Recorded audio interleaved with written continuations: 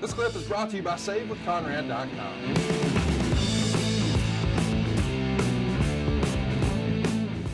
We move on. It is Austin's turn. It's match number 7. It's Stone Cold retaining the WWF title for the last time, pitting Kurt Angle in 15 minutes. It was Angle's 32nd birthday. That's right. He's a December baby. He just had his 53rd birthday, JR. Yeah. And Austin posted Angle's left arm a few times. Angle went to the ankle lock several times to work the leg and also did a figure 4 around the ring post.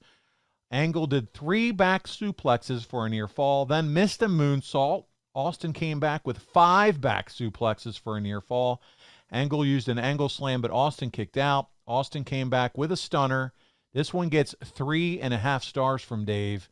And, man, this is going to be a huge stretch of matches here with these 4.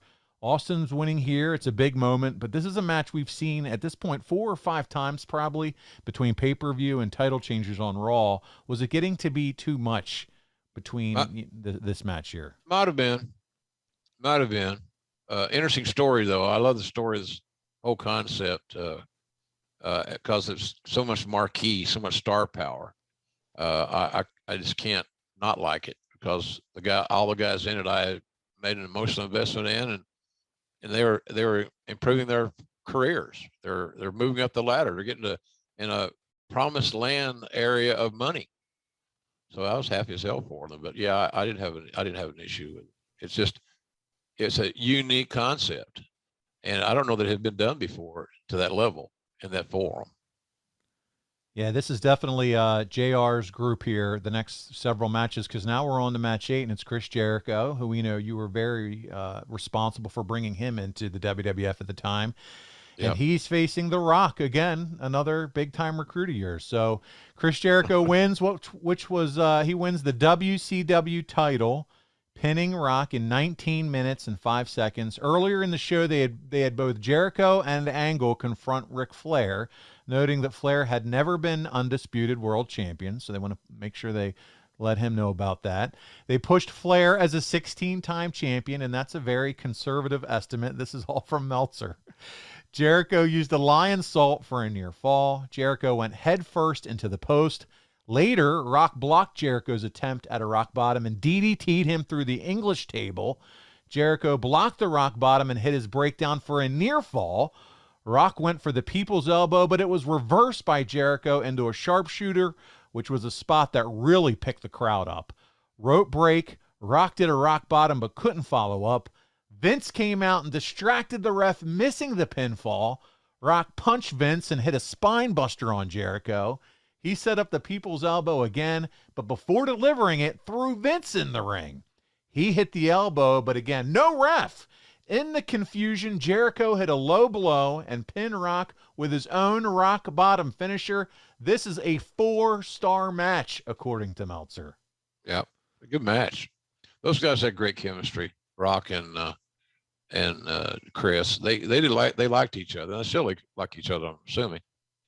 But they had good chemistry. They're on the same plane. They knew how important sizzle was to the process, while not forgetting to deliver the steak.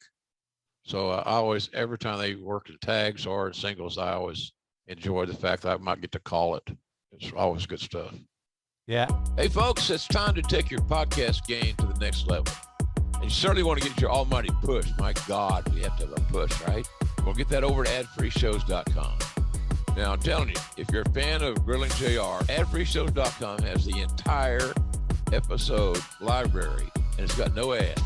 0 ads, zilch, none. Ad-free and on video starting at just $9. Did you hear what I said?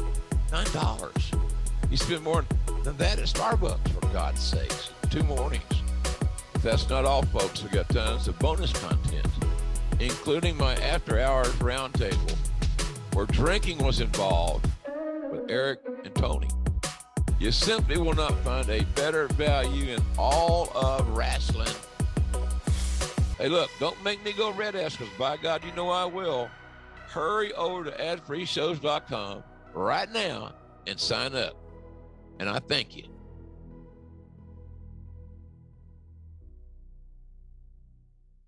Absolutely. If you haven't watched this one in a long time, go back, watch this. The chemistry here is really just tough to beat. Yeah. And to your point earlier, Jericho picks up the big win. Do you think Vince is now fully aligned with Jericho in terms of, hey, we're going to put everything behind this guy in terms of moving him forward? Well, that was the plan. That was the plan. To give Chris that championship and some time to let it set in, soak in, whatever you want to say. But yeah, I think Vince was aligned with it. He wouldn't have done it. He could have just as easily had Austin go over it in that last match. If he'd have chosen to. But he had Jericho. He just beat, even though he cheated to win over Rock, he's getting ready to beat Austin. And I don't know if there's ever any. You think Vince was committed? Are you shitting me? Yeah. Yeah. Yeah. I mean, how could you think anything else, really? Unless you're just an eternal pessimist. Jericho goes 19 minutes with The Rock and then turns right back around and goes 12 minutes, 33 seconds with Stone Cold Steve Austin. He wins the WWF title from Stone Cold to combine both belts, which is making history. History is made. Chris still talks about it to this day from time to time. And let's get into the match results. Angle immediately hit Austin with a chair shot, and Rock gave Jericho a rock bottom just before the bell rang to start the match. So we're already starting off with some chicanery.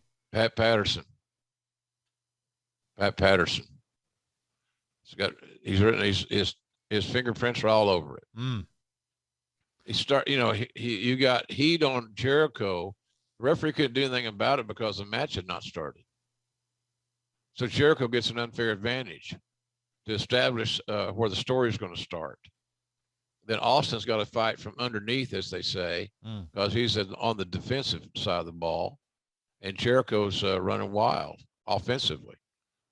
So now the legendary Stone Cold's got to fight from underneath and show what he's got.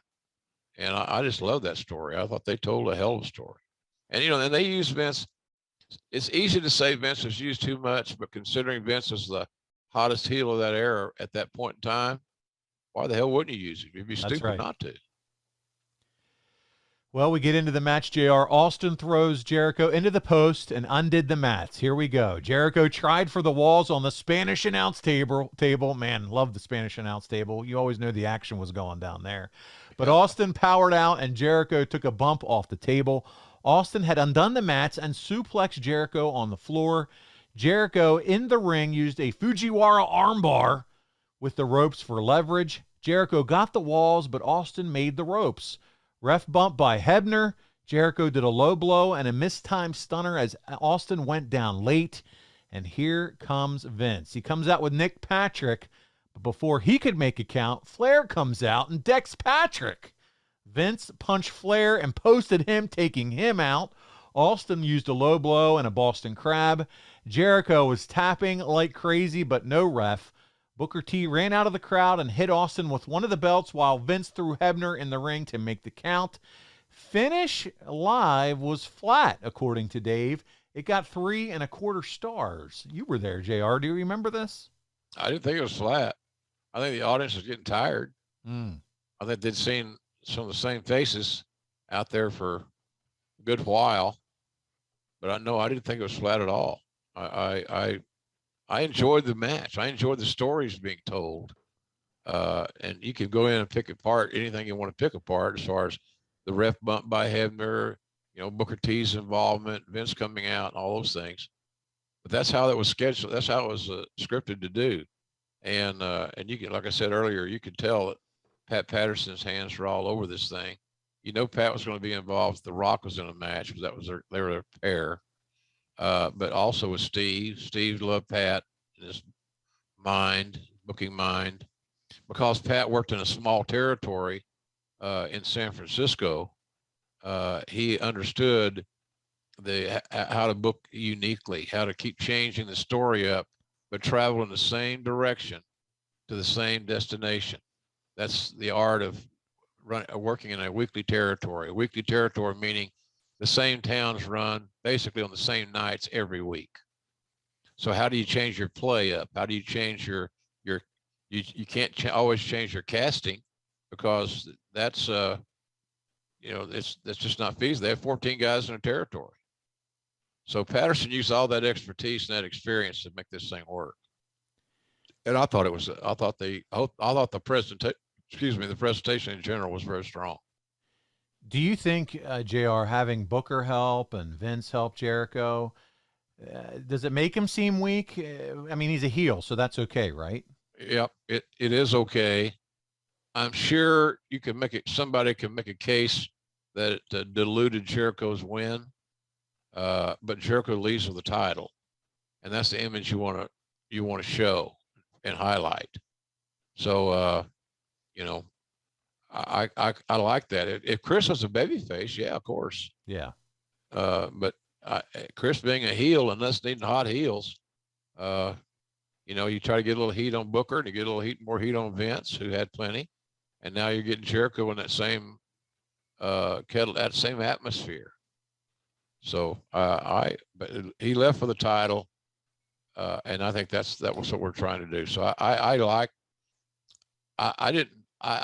like the show from start to finish, but there are certain things on it I liked a lot better than others, and that presentation for the unifying the title was one of those things. Mm. Well, and I don't think enough can be said about Chris and his effort in back-to-back matches with two of the top performers of all time, going 30-plus minutes. Well, if that that can't make Jericho look weak. Again, at the end of the day, we're talking about the outcome and not talking about all the spots that it took to arrive at that outcome. So I think my point is the most poignant facets of that match and that presentation was getting Jericho elevated and him leaving with the championship as the first ever undisputed champion. And I thought we accomplished that. JR, do you remember if they were thinking far enough ahead to say, hey, we know at some point Triple H is going to come back. He's going to be the baby face. Let's put the title on Chris and we'll just sacrifice him to Triple H when he comes back, as far as, for Triple H to walk away with the title. Was there some of that logic going on at this point, or of course, because Triple H is that good. He was evolving to one of our biggest stars in recent memory. So yeah, of course, if you're getting him back, you should plan for his return and not just him show up and, oh yeah, you're at TV this week. Well, let's figure something out. It didn't work that way. Not with him, because he was that valuable, and that good. Sure. So, but you have to talk about it, just because you want to line up all your talent, and you want to include Triple H in that roster. You need him to play. So no, I think it was thought about, and maybe other guys too. But certainly Triple H was considered for the championship. Well, JR, before we get to the fan questions, what did you think about this show, Vengeance 2001? Overall thoughts? Solid. Enjoyed it.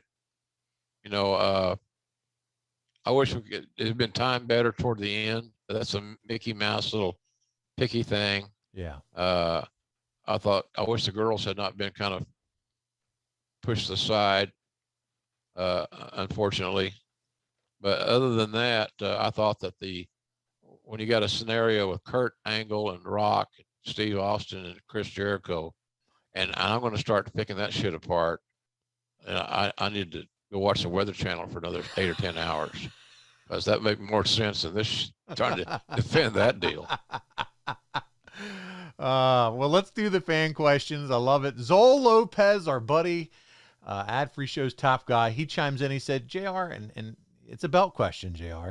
Was there ever any talk of unveiling a new unified belt prior to the undisputed belt that debuted 3 months later? Well, as you know, while you're inflection, I'm not a big belt guy. I couldn't wait for this question. So I don't know when that was discussed. I'm sure it was, because if nothing else, it's a part of the marketing plan, because they sell the shit out of those belts. And so that creating a new product to sell is what great marketers and merchandisers do. So I'm sure it was discussed, but I always excuse myself from those meetings. I got to take a call type thing. I don't give a shit what your belt looks like, man. JR, you mean to tell me that you haven't been to Conrad's and maybe said, hey, let me get a picture with one or two of your title belts? You've never done that? I have not. No, I got to Conrad's. The mistake made, Conrad has visited my house and seen a lot of my memorabilia. And I think he almost cried when he had to leave it. Oh, wow. Because there's some heavy duty stuff there, man.